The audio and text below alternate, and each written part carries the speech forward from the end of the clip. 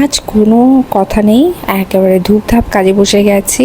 কারণ প্রচণ্ড লেভেলের গরম, রোদ, তারপর হচ্ছে বাতাস নেই। তো সব কিছু মিলিয়ে আমি চেষ্টা করছিলাম যে যত তাড়াতাড়ি সম্ভব কাজটুকু কমপ্লিট করা।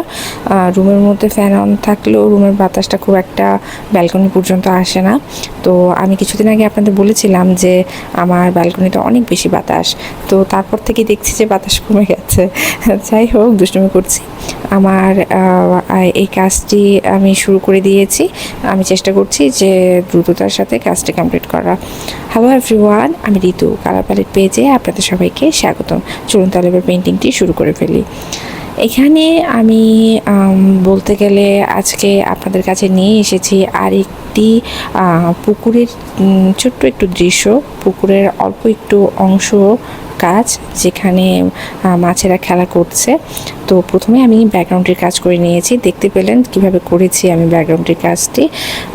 এখানে গোল গোল রাউন্ড করে আমি ব্যাকগ্রাউন্ডের কাজ করেছি, কারণ আমার যে থিমটা সেখানে হচ্ছে একটি পদ্ম ফুল রয়েছে, কিছু পদ্ম ফুলের পাতা রয়েছে, আর দুটি মাছ রয়েছে। মাছ দুটি হচ্ছে গোল গোল করে ঘুরছে। তো গোল গোল করে ঘোরার কারণে পানির যে একটা স্রোত তৈরি হয়েছে সেটি আমি বোঝানোর জন্য এখানে রঙের সাথে ব্রাশের ব্যবহারটা ঠিক সেভাবেই করেছি। তো এভাবে আমি আমার কাজটুকু করছি।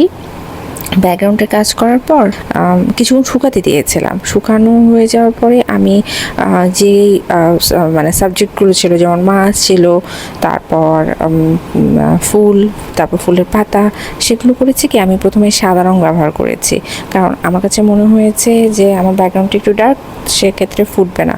আর মাছে একটু আমার সাদা রয়েছে, পুরো মাছটি সাদা রয়েছে, সেই অনুযায়ী আমি কাজ করেছি। যাই হোক, এভাবে আমি কাজ আস্তে ধীরে করলাম, আর কাজ প্রায় শেষ। আমার এই ভিডিওটি যদি ভালো লেগে থাকে লাইক, কমেন্ট, শেয়ার করতে ভুলবেন না, আর অবশ্যই আমার ইউটিউব চ্যানেলটিকে সাবস্ক্রাইব করতে ভুলবেন না। ধন্যবাদ।